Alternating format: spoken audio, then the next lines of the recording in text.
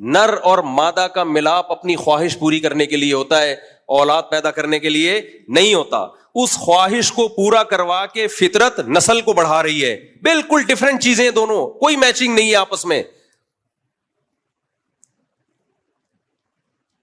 آپ ایک ایک جانور پہ غور کرو.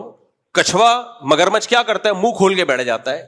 چڑیا آتی ہے اور اس کے دانتوں میں خلال کر رہی ہوتی ہے. کیسا سخت درندہ ہے، گوشت چھوڑتا نہیں ہے 2 منٹ کے لیے بھی. کیسا جانوروں کا آپس میں لنک ہے. دانتوں، اس کی انگلیاں تو ہے نہیں، ہاتھ کتنے چھوٹے وہ یہاں تک تو لا نہیں سکتا. قدرت نے یہ کام کس کے ذمہ لگا دیا؟ چڑیا کے ذمہ. کان بھی صاف کر رہی ہے. ہم وہ لے کے گھما رہے ہوتے ہیں تن کے، توڑ دیتے ہیں اندر بہت سے لوگ. دانت بھی صاف ہو رہے ہیں اس کے.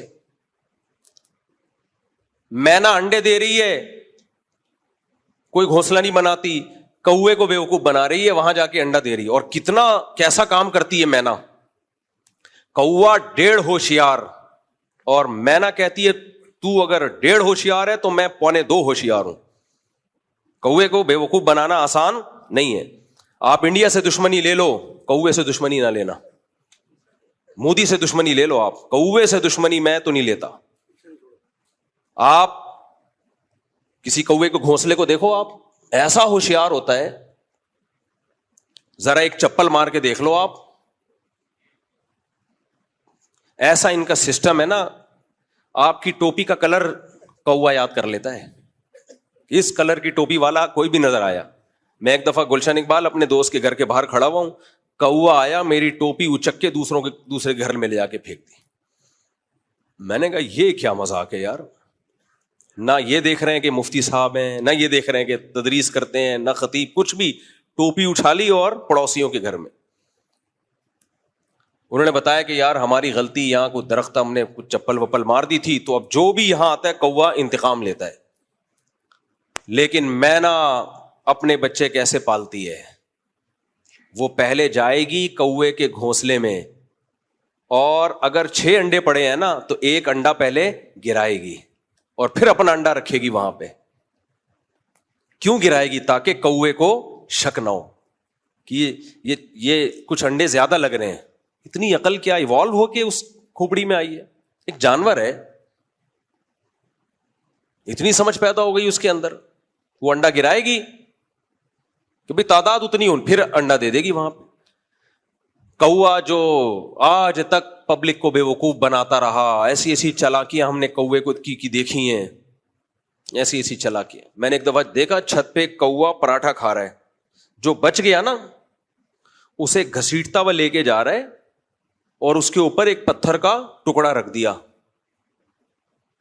یہ سیو محفوظ کر لیا، دوبارہ بھوک لگے گی ادھر ہی آؤں گا. میں نے کہا واقعی اس کو 1.5 ہوشیار ایسے نہیں کہا جاتا. سیاڑا کوا، بچپن میں کتابوں میں پڑھتے تھے نا، سیاڑا کوا. لیکن مینا کیا کرتی ہے؟ اس کا 1 انڈا گرایا اور اپنا انڈا رکھ دیا.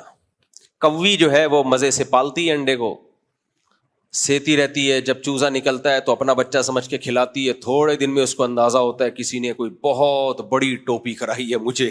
صحیح ہے، کسی نے بہت بڑی ٹوپی کرائی ہے.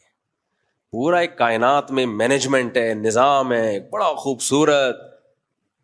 اسی سے پرندے چہچہا رہے ہیں.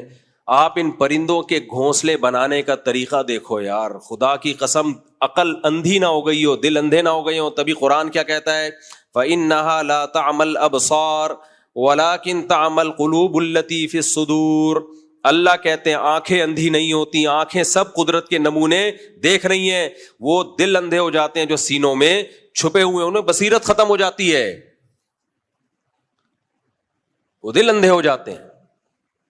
چڑیا کو دیکھ لو کیسے گھونسلہ بناتی ہے یار، کیسے گھونسلہ کیسے تن کے. چڑیا جب بالغ ہوتی ہے اسے کس نے سکھایا کہ اب تیرے انڈے دینے کا ٹائم ہے؟ کس نے سکھایا اس کو؟ ہے بھائی، ابھی تک تو انڈے ہوئے نہیں، بچے ہوئے نہیں، اس کو کس نے سکھا دیا؟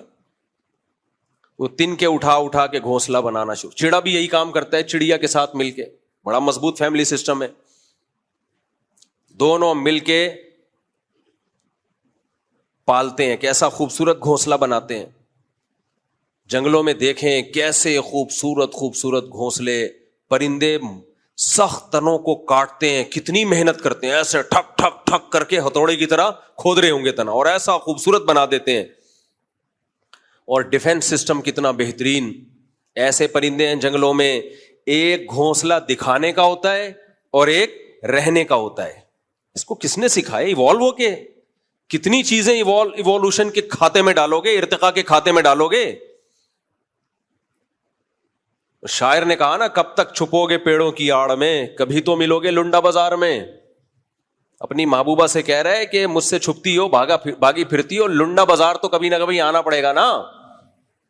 وہاں سے کون بھاگ سکتا ہے؟ لنڈا بازار میں فائدہ یہ ہے کہ چیز آدھی سے بھی کم قیمت میں ملتی ہے, اور آپ طارق روڈ کا کہہ کے پبلک کو دکھاتے ہیں. کیا پتا چلتا ہے پبلک کو کہاں سے لیا ہے بھائی؟ پینٹ آپ نے پہنی ہوئی لنڈا بازار سے لے کے, پبلک کو کیا پتا ڈیفینس سے خریدی ہے کہ لفٹن سے خریدی ہے, طارق روڈ سے خریدی, کچھ تھوڑی پتا چلتا ہے.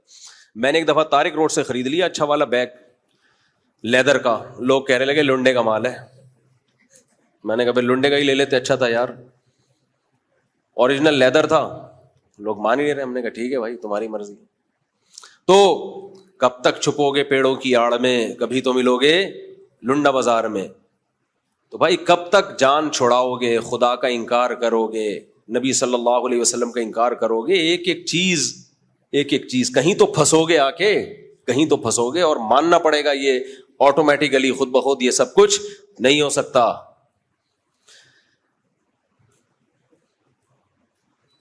تو یہاں انہوں نے کیا کیا ہے, مذہب کو سائنس کے مقابلے میں لا کے کھڑا کر دیا ہے کہ مذہب یہ کہتا ہے کہ ہم مٹی سے آدم کو بنایا, ان کی پسلی سے اماں ہوا کو بنایا. سائنس یہ کہتی ہے کہ یہ سب ایوالو ہو کے بندر سے ہم وجود میں آئے ہیں. بھائی سائنس یہ نہیں کہتی ہے, یہ آپ کا دعویٰ ہے. سائنس نے ایک امکان پیش کیا ہے کہ میں بھی ہو سکتا ہے ایسے ہوا ہو. تو ہو سکنے کو تو لاکھوں احتمالات ہیں.